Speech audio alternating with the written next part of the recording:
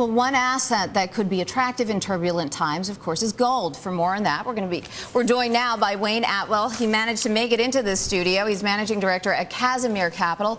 Wayne, you've had 35 years of experience covering metals and mining. You've been rated one of the top analysts in those industries within those sectors by Institutional Investor. You've lived abroad. You know, it's sort of a general rule of thumb that when there is uncertainty, when we have fears of inflation, people go to gold. It's a flight to safety trade. But I want to pull up a chart here. Take a look at this. We were looking at Egyptian CDS spreads. This is actually a little chart that I noticed in Business Insider that showed that as Egyptian CDS spreads have gone up, the price of gold has actually gone down, sort of defying sort of the general rule of thumb that people want to buy gold when there's uncertainty in the world. So, you know, you have a degree in mineral economics, which is fascinating. Explain this current phenomena. Well, good point. What we've seen is the gold had been going down. It made a new 4-month low earlier in the week, and it stopped going down. So we had seen quite a correction, 6-7% so far this year. So to some extent, gold's gotten stronger because it's no longer weak, if that makes any sense. If you go back and look at the last crises over the last 40 years, when oil rose, gold typically rose, but oil went first and then gold moved secondary. And what we've seen now is the stock market's been very strong as well, as I'm sure you've noticed. It seems like people are sort of on hold. I've been very surprised that A, the stock market has been strong, and B, the gold hasn't been stronger. So it seems like people are sort of stepping back and waiting to see what happens. So people aren't putting on that bet yet.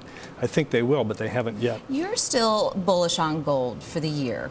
Is that the case? Yeah, absolutely. Well, when you look at the sovereign debt in Europe and the municipal debt in the United States, the budget deficit, the spending as a percent of GDP in this country, you have to be bullish for gold because it's very frightening. We're hearing about what we're going to do to correct the problem, but we haven't actually done it yet. It sounds that way, and yet going back to the stock market for just a moment, it also seems as if investors really are willing to take the risk these days for the return, that there's very few places for them to put their money, which is why we're sort of seeing a trade perhaps out of gold and into stocks. Why will that change at some point? Is there a critical event in your mind that will change that perception? Well, good point. It's going to be an event-driven market, so we're really waiting. So far, Egypt has actually been fairly calm when you consider what could have happened, and we think it'll probably spread to the other areas in the Middle East. We think Saudi Arabia is at risk, Iraq, Iran. We think this could be more broad than just Egypt. And if it spreads? Does it depend on how it spreads? Well, exactly. Because if you step back and think this could be a seminal event, what's happening here, because you take a look at the Soviet Union collapse, now Eastern Europe is much better.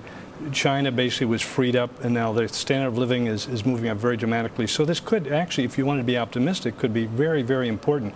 It could change the standard of living in the Middle East if it's handled correctly. If we're moving towards a more democratic world, so to speak, it could actually ultimately be a good thing. We could see demand rising, which would put further pressure on gold prices. And I want to talk about a country now. A lot of people have been asking about potential impact on China. I mean, it seems as if the government there has sort of tried to prevent any of this notion of protest of infecting sort of their population. That's a population that's been growing and driving the demand in a number of different metals, not just gold. Well, you're absolutely right. China, and I've spent a lot of time focusing on China and traveling there. Over the last 25 years, China's gone from consuming 3% of the world's commodities to consuming between 35 and 45% of the world's commodities. So they're the 8-foot gorilla in the room. So basically, they've done it fairly well. The economy's been growing at 8%, 10%. They've moved 15 million people a year from the country into the cities. So they really managed it very well. But it's a very fragile country because you travel over there, everybody's got a cell phone, they know what's happening. And as long as the standard of living continues to improve, the people are happy.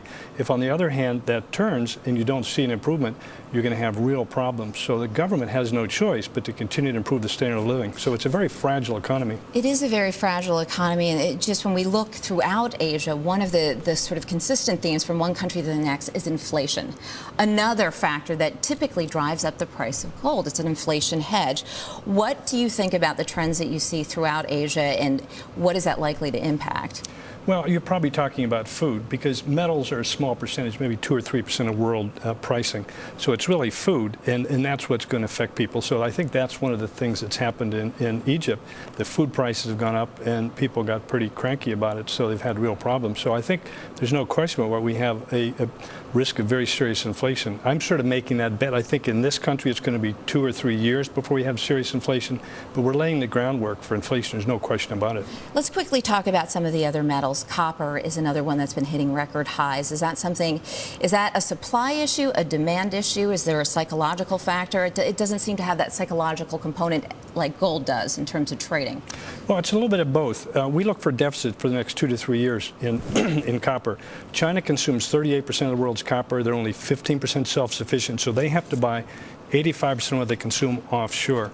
There aren't that many great projects out there, so there's not a lot of supply coming on stream. Demand has been growing, and there's very little elasticity, i.e. when the price goes up, you don't lose a lot of your demand. Aluminum has high elasticity. When the price goes up, you lose your markets. It doesn't happen with copper. It's a small percentage of your computer.